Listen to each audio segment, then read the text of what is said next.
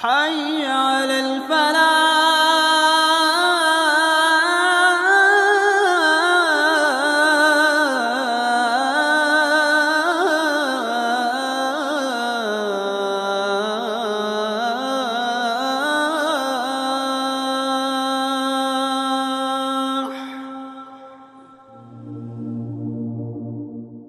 Bismillahirrahmanirrahim. Alhamdulillahi Rabbil Alamin. Wassalatu wassalamu ala Sayyidina Muhammad wa ala alihi wa ashabihi ajma'in. Amma ba'd. Fassalamu alaikum warahmatullahi wabarakatuh. Mga alipin ni Allah, kasama po ito sa mga maikling video na inyong matutunghayan kung saan ating papangaralan o paalalahanan ng ating mga sarili bilang mga mananampalataya o naniniwala sa kaisahan ni Allah. Mga alipin ni Allah, lumipas at dumaan po sa atin ang mga panahon na kung saan ipinapakita sa atin ng Allah ang kanyang kakayahan, ang kanyang mga tanda, nang sa ganon ay makapagbalik loob tayo kay Allah at humingi ng kapatawaran mula kay Allah at gumawa ng kabutihan na ikinalulugod ni Allah. Ang lahat ng mga tanda na ito, mga alipin ni Allah, ay dumaan sa iba't ibang paraan. Tulad halimbawa ng ating nasasaksihan, nakikita o napapanood, itong mga kalamidad na ito, itong mga sakuna na ito, itong typhoon na ito, o ano pa mang mga pangyayari na nagaganap sa ating paligid o kinakaharap ng ating bansa. Ang lahat ng ito, mga alipin ni Allah, ay pangaral sa lahat ng nilalang na nilikha ng Allah subhanahu wa ta'ala. Ipinapakita sa atin ng Allah na tayong mga nilikha ni Allah ay mga mahihina. Ipinapakita sa atin ng Allah na tayong mga nilikha ni Allah ay nangangailangan ng tulong ng Allah subhanahu wa ta'ala. Tayong lahat ay nangangailangan kay Allah. Sinabi ng Allah subhanahu wa ta'ala sa Quran na kanyang sinabi, Ya ayyuhan nas, antumul fuqara'u ila Allah. O kayong mga tao, antumul fuqara, kayo ay mga pulubi. Kayo ay nangangailangan ila Allah, kay Allah subhanahu wa ta'ala. Dahil dito, mga alipin ni Allah, ang mga bagay na ito, itong sakuna na ito, itong kalamidad na ito, itong typhoon na ito, itong mga pangyayari na nangyayari sa ating paligid na ating nakikita at nasasaksihan, ang lahat ng bagay na ito ay nagdadala ng mensahe bilang pangaral sa mga mananampalataya at sa lahat ng kanyang nilikha.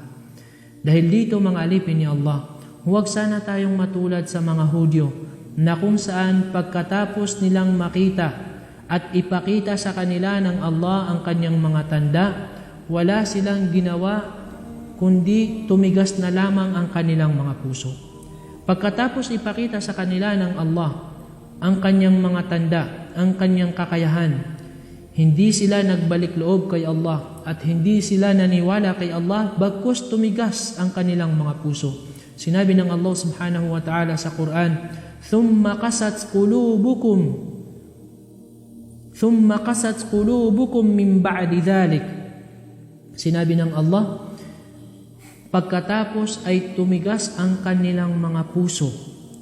Fahiya kal hijara, na kung saan kasintigas ng bato, o asyaddu kaswa, o kaya'y mas matigas pa ito sa bato.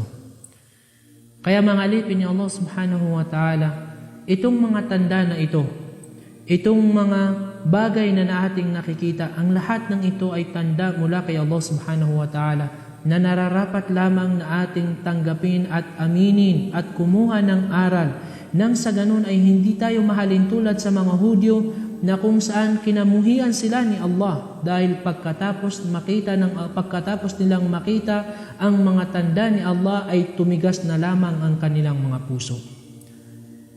At sa kasalukuyan, mga alipin ni Allah, itong tinatawag na ating kinakaharap sa kasalukuyang ito na kung tawagin ay COVID-19, Coronavirus Disease 2019. Ang sakit na ito, alipin ni Allah, ay kasama sa mga tanda ni Allah, kasama sa mga tanda na nagdadala ng mensahe sa mga nilalang, sa mga nilikha ni Allah. na kung saan kanyang ipinapakita na kahit ikaw man ang pinakamakapangyarihang tao sa balat ng lupa, kahit ikaw man ang pinakamayaman sa buong mundo, o kaya'y pinakamagaling sa mundong ito, o kaya'y pinakamaganda sa mundong ito, ay wala kang kakayahan na hadlangan ang ninanais ni Allah. Wala kang kakayahan na hadlangan ang ninanais ni Allah. Kung ang ninanais ni Allah ay matatamaan ka ng sakit na ito, matatamaan ka. Kung ang ninanais ni Allah ay magiging dahilan ang COVID-19 upang ikaw ay masasawi ka sa sakit na ito. Walang sino man ang may kakayahan na hadlangan ang ninanais ni Allah subhanahu wa ta'ala. At sa mga bagay na ito, ating makikita sa ating mga sarili at ating maaamin sa ating mga sarili na tayo ngang mga tao ay mahihina at nangangailangan ng tulong ni Allah subhanahu wa ta'ala. Dahil dito alipin ni Allah, naging sayang na lamang o nasayang ang mga naniniwala sa mga nilikha ni Allah, na kung saan sila ay humihingi ng tulong sa mga nilikha ni Allah. Sila ay nagpapakupkup sa mga nilikha ni Allah. Sila ay sumasamba sa ibang nilikha, sa mga nilikha ni Allah. At ang kanilang oras, ang kanilang nilaang oras, kakayahan, gawain ay nasayang na lamang ito at walang halaga. Dahil inilaan nila ang kanilang pagsamba, ang kanilang paghingi ng tulong, ang kanilang pagpapakupkup sa mga nilikha ni Allah. Ngunit ikaw, isang mapalad na alipin ni Allah. Mapalad ka dahil ginabayan ka ni Allah sa relihiyong Islam.